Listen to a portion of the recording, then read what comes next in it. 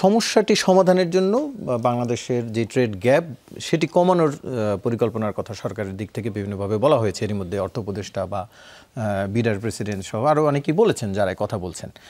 এই আমদানি আসলে কতটা আমাদের পক্ষে বাড়ানো সম্ভব বলে মনে করেন, আর এই আমদানি বাড়িয়ে কি আসলে এই শুল্ক হারটি কমানো যাবে বলে আপনি মনে করছেন কি?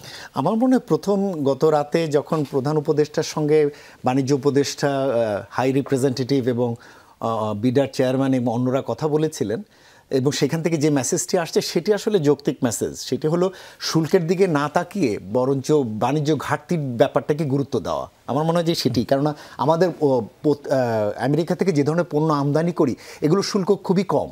তুলার উপরে 0, আমরা কেমিক্যালস আনি সেগুলোর উপরে 10 থেকে 25%, আমরা যে সয়াবিন আনি সেটা 5 থেকে হ্যাঁ এগুলো 0, এখন জিরো যাচ্ছে।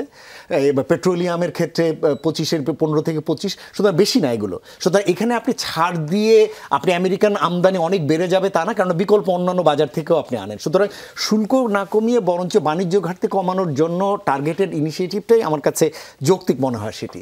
কিন্তু প্রশ্নটি হচ্ছে যে যেমন আপনি যদি আমাদের জন্য সবচেয়ে ভালো জায়গা হচ্ছে যে তুলা আমদানি করা, কারণ আমরা তুলা আমদানি করি। গতকালকে যেটা শুনলাম যে টোটাল তুলা আমদানি সম্ভবত 8 থেকে 9% তুলা আমরা আমেরিকান তুলা আমরা এখানে ব্যবহার করি, বাকি তুলাগুলো আমরা অন্যান্য দেশ থেকে নিয়ে আসি। এখন আপনি তুলা বাড়াতে পারেন, আমেরিকান তুলা এখানে বাড়াতে পারেন, কিন্তু মনে রাখতে হবে যে এখন অন্যরাও ওই একই কাজ করবে বাণিজ্য ঘাটতি কমানোর জন্য। যেহেতু রেশিও কমলে পার্সেন্টেজ কমবে, শুল্কের হার কমবে, এই জন্য তারাও করবে। তাহলে তুলার কারা আমদানিকারক হতে পারে? তুলার আমদানিকারক হতে পারে ভিয়েতনাম, তারও তো রপ্তানি করতে হয় গার্মেন্টস, ক্যাম্বোডিয়া তারও রপ্তানি করতে হয়, মিয়ানমার, অন্য দেশগুলো তখন কিন্তু একইভাবে আমেরিকার দিকে ছুটবে। সুতরাং তার মানে আমেরিকার যে ক্যাপাসিটি রয়েছে সেটি তখন দেখা যাবে, আবার সেখানে আবার উচ্চ মূল্যের আপনার বিষয় বেড়ে যেতে কয়েক সেন্ট বেড়ে যেতে পারে। এখন সেইখানেই প্রশ্নটি আবারও আমি ফিরে যেতে চাই যে এইভাবে আসলে কোনো প্রতিযোগিতা হতে পারে না।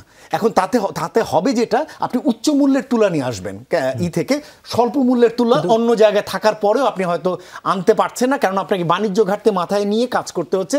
ঘাটতি কমাবেন বলে বেশি দামের তুলা আপনি নিয়ে আসছেন, কম দামের তুলা থাকা সত্ত্বেও। সেটি বা কতটা সম্ভব? ব্যবসায়ীরা সেটি আনবে কেন? উচ্চ মূল্যের তুলাটি সে কেন আনবে? তার ভেরি রাইট। এখন সেক্ষেত্রে যেহেতু ব্যবসায়ীদের একটা স্বার্থ থাকবে এই যে এর কারণে যদি আমেরিকান শুল্ক হার কমে যায়, এবং তারা দেখেছেন যে প্রায় আমরা প্রতি বছর সম্ভবত কত বিলিয়ন ডলারের তুলা আমদানি করি, $5 বিলিয়ন সম্ভবত, $7 বিলিয়ন তুলা আমদানি করি। আমাদের বাণিজ্য ঘাটতি সময়ে $6.5 বিলিয়ন মতো। সুতরাং এখান থেকে আপনি যদি $2 বিলিয়ন মতো যদি আপনি তুলা আনতে পারেন, এখানে যদি স্টোর করে রাখতে পারেন, এটা যদি এনে, তাহলে আপনি সেই অনুযায়ী রেশিওতে কিন্তু একটা বড় পরিবর্তন আসবে। 37 থেকে এটা কমে হয়তো 25 বা 20-এ নেমে আসতে পারে। সুতরাং সেরকম একটা রেশিওর হিসাব তাদের আছে। সুতরাং সেই দিক থেকে ব্যবসায়ীরাও তখন এর ইতিবাচক ফলাফল পাবেন। কিন্তু যেটা পরিষ্কার না সেটা হচ্ছে মার্কিন যুক্তরাষ্ট্র আসলে কিভাবে এই শুল্ক হারটি রিভিউ করবে। এটা কি আজকেই নেগোশিয়েট করলো ঠিক হলো, আজকেই রিভিউ করে আজকেই কমিয়ে দেবে? এইভাবে হতে পারে না। মার্কিন সিস্টেম এইভাবে রেশিও আপনি প্রতিদিন এটা কমানো বাড়ানো এটা হতে পারে না। হয়তো কোয়ার্টারলি করতে হবে, অথবা মান্থলি, অথবা ইয়ারলি, অথবা গত বছরের হিসেবে আগামী বছরের হিসেবটি। আমরা কিন্তু কোনোটি আসলে এই রিভিউ মেকানিজমটা এখনো পরিষ্কার না যে মার্কিন যুক্তরাষ্ট্র কীভাবে এই রিভিউগুলো করবে। আজকে যে দেশগুলো বসছে, দেশগুলো ভিত্তিতে যদি কমিটমেন্ট হয়ে যায় তাহলে কি কালকে কমিয়ে দেবে? কিন্তু কমিটমেন্ট তো আর বাস্তবে আনা না। সুতরাং সেই জায়গাগুলো কীভাবে সে রিভিউ মেকানিজমটা দাঁড় করাবে সেটিও কিন্তু আমাদের কাছে এখনো পরিষ্কার না, যে যেটির ভিত্তিতে এই রেশিওগুলো আসলে কিভাবে ওঠানামা করবে সেটি আমাদের কাছে আসলে পরিষ্কার না। জি।